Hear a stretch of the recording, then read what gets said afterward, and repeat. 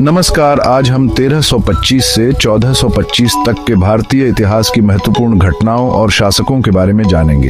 यह 100 वर्ष भारत में बड़े उतार चढ़ाव का दौर था।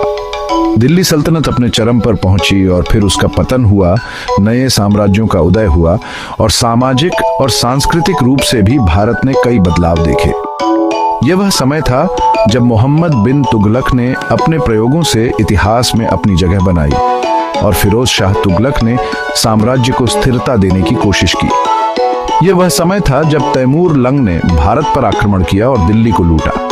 लेकिन यह सिर्फ युद्धों और शासकों का ही समय नहीं था। यह वह समय था जब दक्षिण में विजयनगर साम्राज्य का उदय हुआ, जो कला, संस्कृति और शक्ति का केंद्र बना। तो आइए इस रोमांचक यात्रा पर निकलते हैं और जानते हैं 1325 से 1425 तक के भारत के बारे में।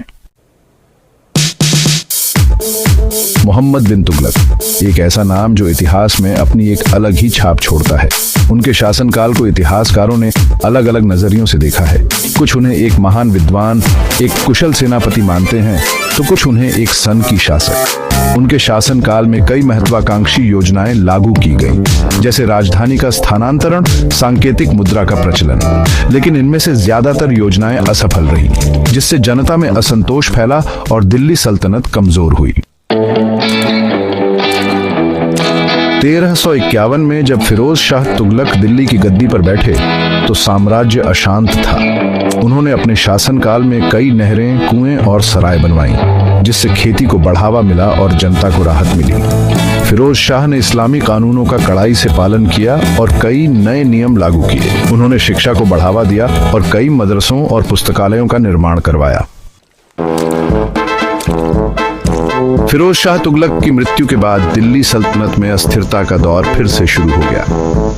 कई कमजोर शासक गद्दी पर बैठे और साम्राज्य छोटे छोटे राज्यों में बंटने लगा। इस अस्थिरता ने बाहरी आक्रमणकारियों के लिए रास्ते खोल दिए और जल्द ही दिल्ली सल्तनत एक ऐतिहासिक तूफान का सामना करने वाली थी। चैप्टर 4, तैमूर लंग का आतंक। 1398 में मध्य एशिया का क्रूर शासक तैमूर लंग भारत पर आक्रमण किया। उसकी सेना ने दिल्ली को तहस नहस कर दिया। हजारों निर्दोष लोगों का कत्लेआम किया गया और शहर को लूटकर खाली कर दिया गया। तैमूर के आक्रमण ने दिल्ली सल्तनत की कमर तोड़ दी और भारत में एक नए युग की शुरुआत का संकेत दिया। चैप्टर 5, विजयनगर। दक्षिण में एक नया सितारा। जब उत्तर भारत में दिल्ली सल्तनत का पतन हो रहा था, तब दक्षिण में एक नए साम्राज्य का उदय हो रहा था, विजयनगर। 1336 में स्थापित विजयनगर जल्द ही दक्षिण भारत में कला, संस्कृति और शक्ति का केंद्र बन गया। हरिहर और बुक्का राय द्वारा स्थापित विजयनगर साम्राज्य ने अगले 2 शताब्दियों तक दक्षिण भारत में हिंदू धर्म और संस्कृति की रक्षा की। चैप्टर 6, मुगल साम्राज्य की नींव। 1425 तक भारत एक ऐसे मोड़ पर खड़ा था जहां बदलाव अनिवार्य था।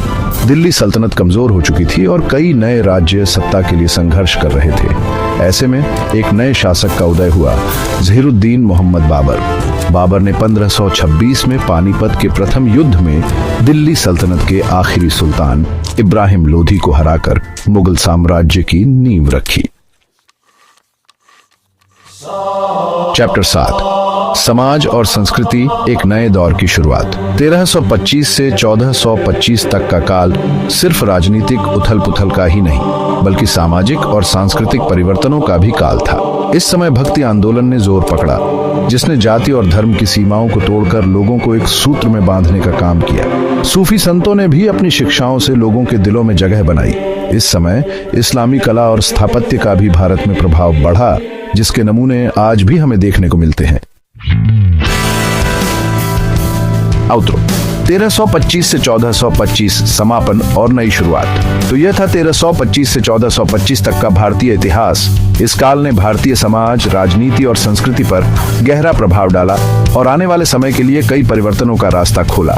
हमने देखा कि कैसे एक शक्तिशाली साम्राज्य का पतन हुआ, कैसे नए साम्राज्य उभरे और कैसे धर्म और संस्कृति ने लोगों को एक सूत्र में बांधने का काम किया। यह इतिहास हमें याद दिलाता है कि परिवर्तन ही जीवन का नियम है और हर अंत एक नई शुरुआत का संकेत होता है। धन्यवाद।